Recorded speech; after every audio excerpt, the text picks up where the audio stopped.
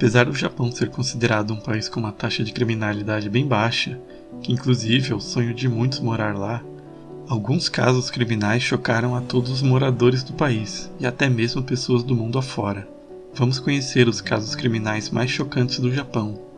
Antes de mais nada, eu sou o Nero e eu espero que gostem do vídeo.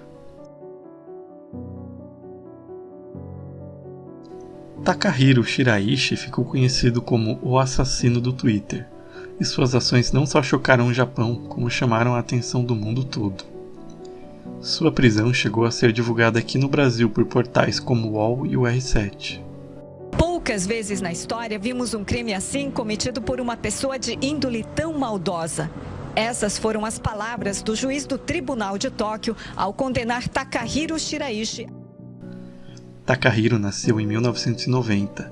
Sempre foi descrito como um jovem reservado e trabalhou em diversos empregos. Ele trabalhava em um supermercado quando se mudou para um apartamento em Zama, província de Kanagawa, nos arredores de Tóquio.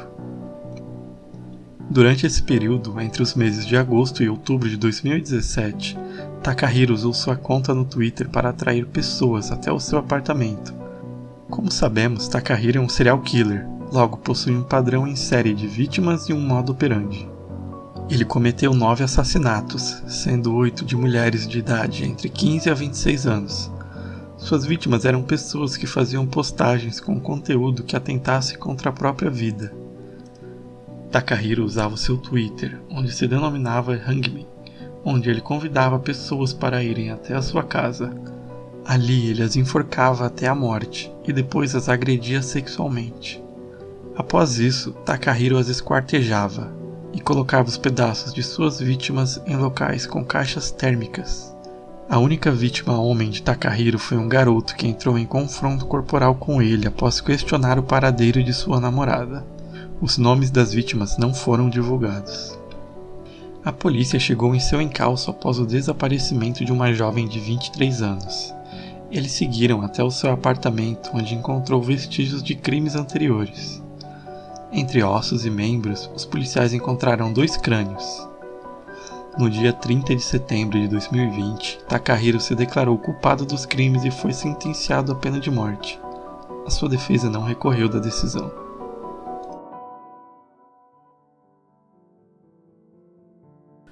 O casal Futoshi Matsunaga e Junko Ogata foi um dos casais de criminosos mais cruéis e perturbadores da história do Japão. Com crimes brutais e perturbadores, eles sentiam prazer em torturas físicas e psicológicas de suas vítimas. Futoshi Matsunaga nasceu em Kurikita. Ele se casou aos 19 anos e todos diziam que ele possuía uma personalidade doce e amigável. Contudo, durante o seu casamento, Matsunaga chegou a ter mais de 10 amantes. Dentre elas, a sua principal parceira, Junko Ogata, com quem ele prometeu se casar. A mãe de Junko, Shizumi, desaprovou o relacionamento entre eles, e Matsunaga, como retaliação, abusou sexualmente da mãe de Junko. Matsunaga teve várias acusações e uma ficha criminal extensa no decorrer dos anos, desde crimes como estelionatos e outras fraudes. Sua primeira vítima confirmada foi Kumio Toraya, a quem ele manteve em cativeiro com a própria filha, onde ambas eram torturadas. As torturas iam desde choques elétricos até a degradação moral, obrigando ela a comer as próprias fezes.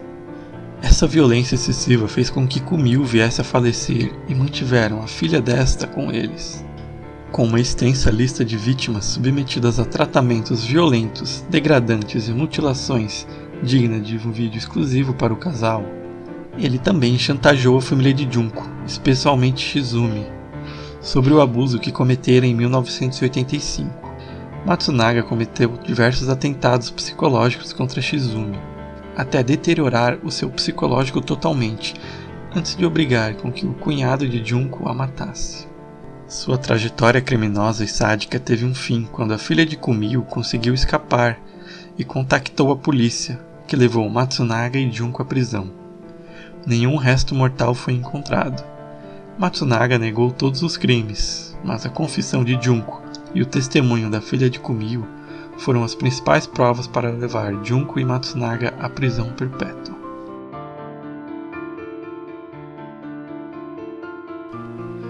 canibal de Kobe foi o apelido que Issei Sagawa recebeu. Apesar de não ter uma lista criminal tão extensa como muitos, Sagawa cometeu uma verdadeira atrocidade. Nascido no dia 26 de abril de 1949, Sagawa cursava pós-graduação de literatura em Paris, quando conheceu René Hertzfeld. Ele a convidou para um jantar em sua casa e pediu para que ela recitasse um poema em alemão após a refeição. Enquanto lia, René foi surpreendida com um fatal tiro em sua nuca, disparado por Sagawa. Após assassiná-la, ele cometeu necrofilia com o cadáver da moça e se retirou. Um tempo depois, Sagawa retornou, esquartejou a sua vítima, fatiou alguns pedaços e comeu a carne humana dela. Quando a polícia o encontrou, Sagawa não resistiu à prisão. Os policiais ainda encontraram pedaços de carne da jovem, caprichosamente cortados e embrulhados na geladeira. Sagawa confessou o crime e detalhou o sabor da carne dela como se fosse carne de atum. Levado à clínica psiquiátrica, ele foi classificado como um psicótico sem cura, sendo repatriado de volta ao Japão. No Japão, ficou pouco tempo em uma clínica psiquiátrica, já que seu pai era um rico influente. Assim, Issei Sagawa foi liberado como um homem livre e aproveitou a fama que criou com este crime. No dia 24 de novembro de 1992, os familiares de Sagawa informaram que ele faleceu, vítima de pneumonia. Seu velório contou apenas com a presença de familiares. Algo recorrente quando se trata da criminologia do Japão é o número expressivo de crimes cometidos por crianças. Sakakibara Seito era o pseudônimo de um jovem serial killer, na época com 14 anos de idade. Em 1997, ele havia atacado 3 meninas da região de Kobe, sendo uma delas Ayaka Yamashita, que foi uma vítima letal de seu ataque. Sakakibara Seito golpeou a jovem com uma barra de ferro até a morte. Mas o seu ataque mais violento e marcante foi pouco tempo depois. Jun Hase, de 11 anos, desapareceu em frente à escola. O menino foi assassinado e decapitado com uma serra manual. Sua cabeça foi colocada em frente ao muro da escola, e dentro de sua boca havia um bilhete com letras vermelhas dizendo: "Isto é só o começo. Detenham-me se puderem. Desejo desesperadamente ver jovens morrendo. Matar é uma excitação para mim. É necessário um julgamento sangrento para os meus anos de grande amargura." Ele espalhou o terror em muitas escolas, levando sempre medo aos pais. Mas em 1997 ele foi detido pela polícia. Em 2015, Sakakibara Seito lançou um livro contando a sua biografia, relatando seu tempo na prisão e os acontecimentos antes dos crimes. O tabloide Shukan Post desafiou a lei japonesa e publicou uma foto de Sakakibara Seito aos 16 anos e seu verdadeiro nome, Shinichiro Azuma.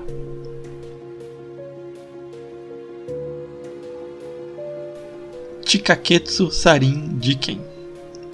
Este foi o nome que a empresa japonesa deu a este ato de terrorismo, coordenado nas linhas do metrô de Tóquio, em um ato que causou um enorme número de feridos e 13 óbitos. O ataque foi feito por um grupo fanático religioso conhecido como Aum Shinryu, ou a Verdade Suprema, em português.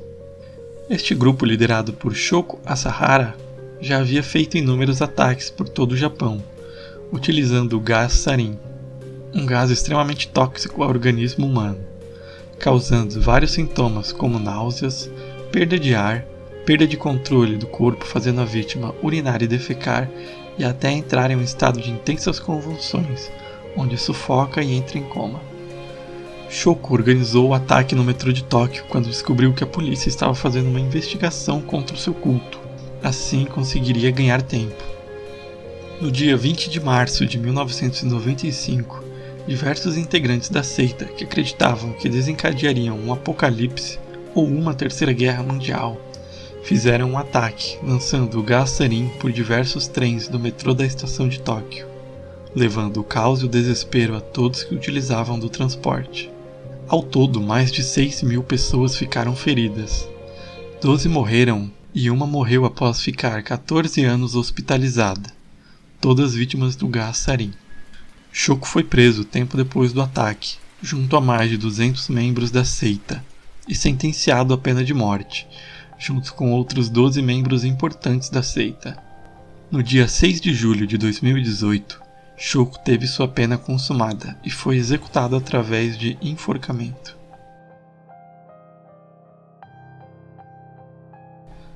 O crime ocorreu na clínica Tsukui Yamamuri-en.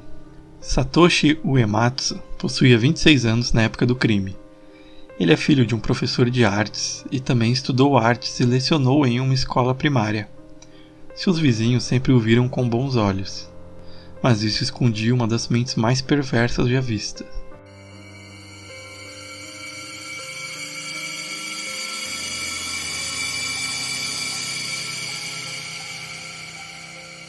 No dia 26 de julho de 2016, Satoshi, que era ex-funcionário da clínica, adentrou munido a um saco de facas e iniciou o ataque. Ele esfaqueou em massa 46 pessoas, dentre funcionários e pacientes, pessoas portadoras de deficiência intelectual e mental, em um ataque covarde que levou a óbito 19 pessoas e 27 ficaram feridas. Satoshi foi rendido por policiais logo em seguida e foi levado às autoridades. Questionado de seus atos, ele disse que queria acreditar que sua vida valia a pena. No dia 16 de março de 2020, Satoshi foi condenado à pena de morte. Bom, com isso terminamos. São casos impactantes, bizarros e grotescos. Nem mesmo um país de primeiro mundo como o Japão está livre de sofrer com crimes como estes. Espero que retornem para mais vídeos. Se gostou, curte, comenta, compartilha, me dá sugestões de próximos vídeos.